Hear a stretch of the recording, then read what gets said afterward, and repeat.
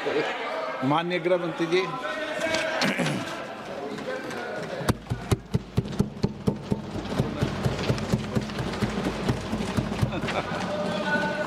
सम्मानीय अध्यक्ष जी, पूरी चर्चा पर सरकार का जवाब तो कल मैं दूंगा, परंतु अब तक जो चर्चा हुई है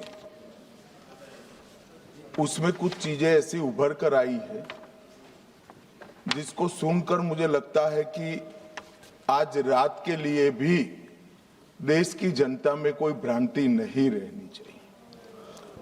तो वो चीजों की स्पष्टता करने के मर्यादित उद्देश्य से मैं यहां पर खड़ा हुआ हूं।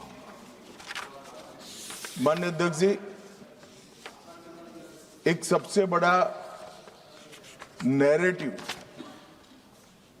खड़ा किया जा रहा है, भ्रांति फैलाई जा रही है कि ये जो 3 विधेयक है, संविधान संशोधन विधेयक और 2 कानून, डिलिमिटेशन का और संघ क्षेत्र के चुनाव के कानून में बदलाव, वो आने से दक्षिण की क्षमता लोकसभा में बहुत कम हो जाएगी और हमारे दक्षिण के राज्यों को बहुत बड़ा नुकसान होगा। मान्यवर, मैं बिल जो सदन के सामने है, अब सदन की प्रॉपर्टी है, इसका प्रैक्टिकल इंटरप्रिटेशन कर कुछ चीजों को मैं बताना चाहता हूं। कर्नाटक राज्य में 543 के सदन में अभी 28 सीटें हैं और सदन की 543 सीटों की संख्या के 5.15% कर्नाटक के सांसद यहां पर आते हैं। ये बिल पारित होने के बाद, संविधान संशोधन होने के बाद कर्नाटक की संख्या हो जाएगी 28 से बढ़कर 42 और प्रतिशत लोकसभा में 816 में हो जाएगा 5.14। तो जरा भी नुकसान कर्नाटक को नहीं होगा। दूसरा राज्य है आंध्र प्रदेश, इनकी अभी 25 सीटें हैं आंध्र प्रदेश की और अब की स्थिति में उसका प्रतिशत प्रतिनिधित्व 4.60 है, 4.60। अब इसमें भी 50% लगभग वृद्धि होगी, तो सीटें हो जाएगी 38 और 4.60 की जगह 4.65% उनकी शक्ति हो जाएगी। तेलंगाना में 17 सीटें हैं अभी और उनकी शक्ति 543 के सदन में प्रतिशत 3.13 है। अब उसमें 50% की वृद्धि होगी और सीटें हो जाएगी 26 और 3.13 की जगह 3.18% उनकी क्षमता। तमिलनाडु, इतने सारे लोग काले कपड़े पहनकर आए हैं, मैं तमिलनाडु की जनता को भी आश्वस्त करना चाहता हूं कि आपकी शक्ति कम नहीं होगी, बढ़ रही है। मान्यवर, अभी 39 सांसद तमिलनाडु राज्य से चुनकर यहां आते हैं और 543 के सदन में उसके प्रतिशत है 7.18% और अब 50% वृद्धि के बाद सांसद लगभग हो जाएंगे 59 और इनकी नए सदन में 816 के सदन में प्रतिशत में संख्या हो जाएगी 7.23। मैं फिर से एक बार रिपीट करना चाहता हूं, अभी तमिलनाडु की सदन में प्रतिशत स्ट्रेंथ 7.18% है, वो बढ़कर हो जाएगी 7.23। तो तमिलनाडु को भी कोई नुकसान नहीं है। केरला में 20 सांसद हैं, 3.68% इनका स्ट्रेंथ है, 20 की जगह 30 सांसद होंगे और 3.68 की जगह होगा 3.67।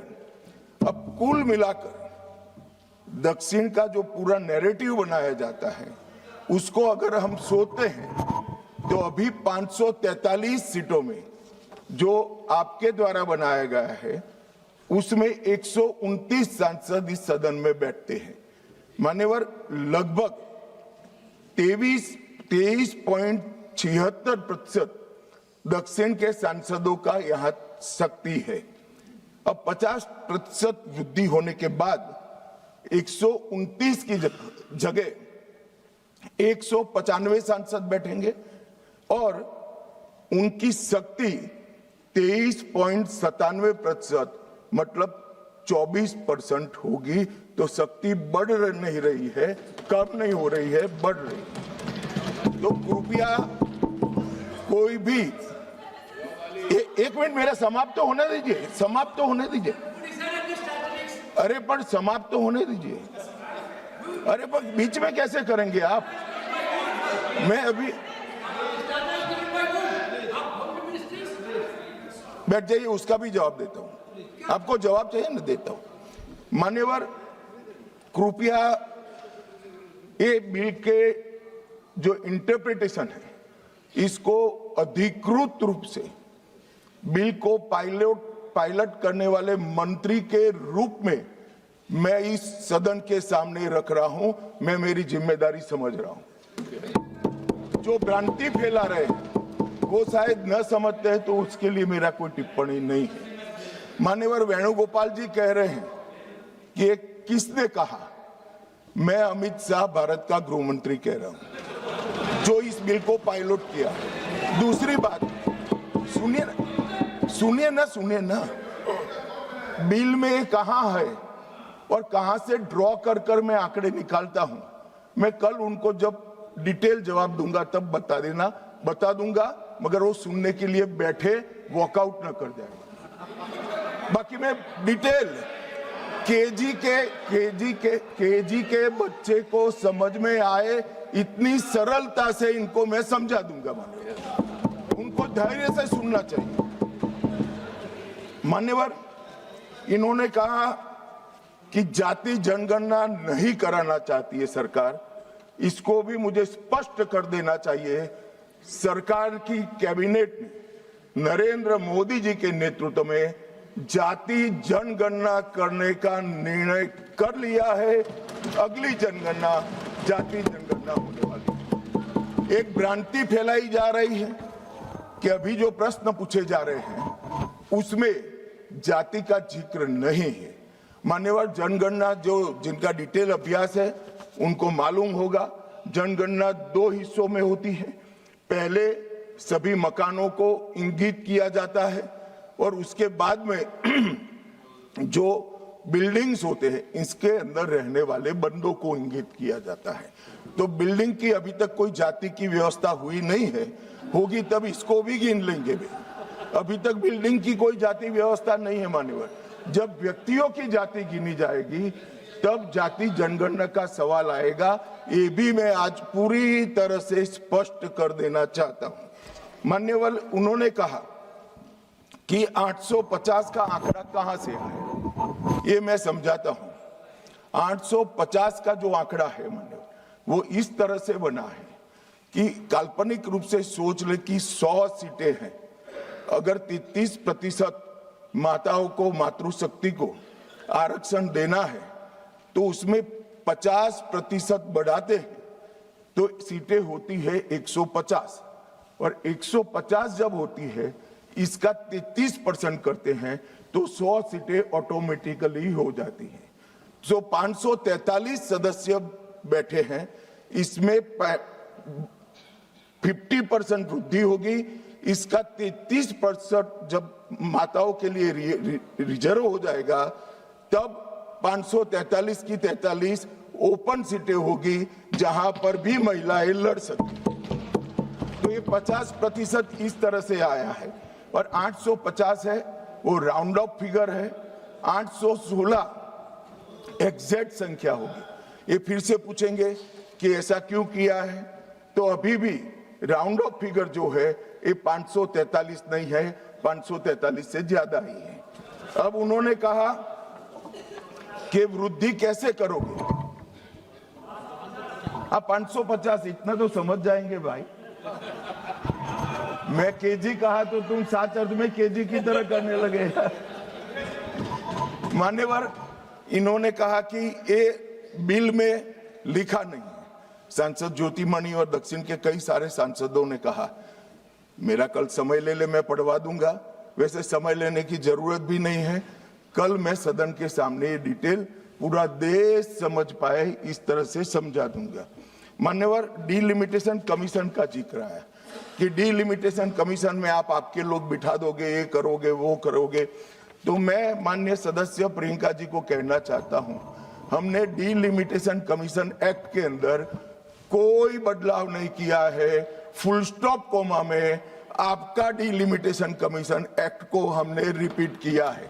अगर आपने उस वक्त मैनिपुलेशन किया है तो मैं इतना कह सकता हूं, आप कह रही हो कि इससे मैनिपुलेशन होगा, तो आपने अगर उस वक्त ये एक्ट का उपयोग कर कर मैनिपुलेशन किया होगा तो मैं इतना कर सकता हूं कि हम नहीं करेंगे और मैं कुछ नहीं कह सकता। मान्यवर, एक वाक्य है कि तमिलनाडु बंगाल में चुनाव हो रहे हैं और ये नया एक्ट आ गया।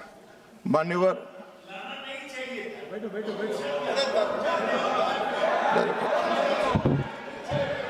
मान्यवर, मैं स्पष्टता से कह देता हूं कि ये डीलिमिटेशन कमीशन की जो रिपोर्ट तभी लागू होगी जब पार्लियामेंट इसको स्वीकार करके करेगी और राष्ट्रपति महोदय इस पर अपना मंजूरी का मोहर लगाएंगी।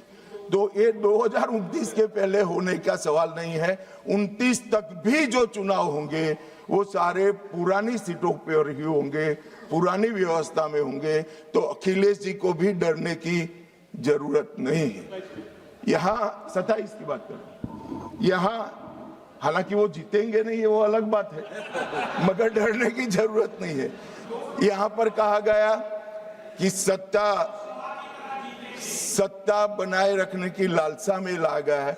मान्यवर, ऐसा जो लोग कहते हैं कि कुछ नेता 130 करोड़ की आबादी के जनमत को मैनिपुलेट कर सकते हैं, वो हमारी शक्तियों के आकलन बहुत ज्यादा कर रहे हैं। हम तो उस बात में मानने वाले हैं, लोकतंत्र में सत्ता नागरिक के वोट से और नागरिक के दिमाग से ही तय होती है। राजनेता, राजनीतिक पार्टियां नहीं कर सकती। 130 करोड़ का जनमत कौन मैनिपुलेट कर सकता है ऐसा? और अगर कर पाते तो हम तो जीतते ही नहीं। आप सत्ता में बैठे थे, हम कैसे जीतते? मान्यवर, इमरजेंसी डालने के बाद भी जनमत मैनिपुलेट नहीं होता है, इस देश का इतिहास है। और जहां तक लोकतंत्र को खत्म करने की बात करी है, मैं भारतीय जनता पार्टी के कार्यकर्ता के नाते, इस सदन में एक सांसद के नाते कहता हूं, किसी की भी ताकत नहीं है इस देश से लोकतंत्र को खत्म करने की। जिन्होंने प्रयास किए हैं इमरजेंसी के वक्त, जनता ने उनको खत्म कर दिया था, लोकतंत्र को कुछ नहीं हुआ। और मान्यवर, लोकतंत्र इस तरह से खत्म नहीं है।